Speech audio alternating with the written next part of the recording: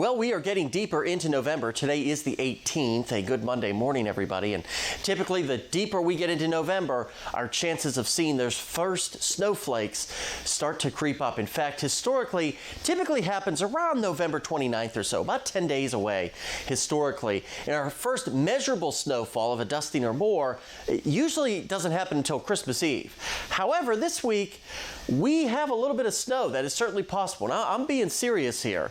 We're pulling out the snow graphics for the first time, at least for me, here on Spectrum News 1 for the season. Possible, not likely, but I'll show you here in just a second what we're talking about. No snow today, though. Just a very mild day with temperatures 60s and 70s, but plenty of clouds around the tri-state area. You see those clouds sticking around. There could be a stray sprinkle this morning as a warm front kind of crosses, but a better chance for shower activity will get in here in the overnight hours.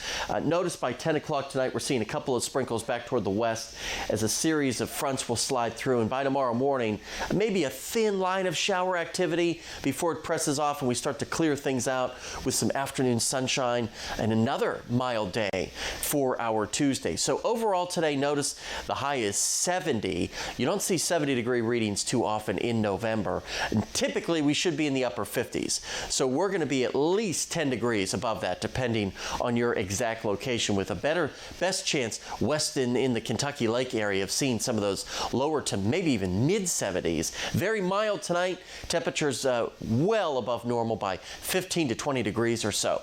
Then everything changes as we get deeper into the week, watching some pretty potent systems moving in there. They're going to pull in a lot of cold Canadian air, and if there's enough moisture in place, depending on the exact track of these lows, we could see a couple of snowflakes possible.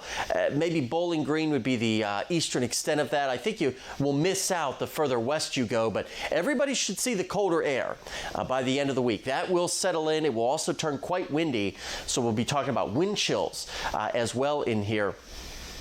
We'll most likely see temperatures very slowly dipping on Wednesday, especially in the afternoon and late in the day before. Notice that high on Thursday, right now 46. Keeping it dry right now, but we'll see changing forecasts. So you're going to want to check back with us for more.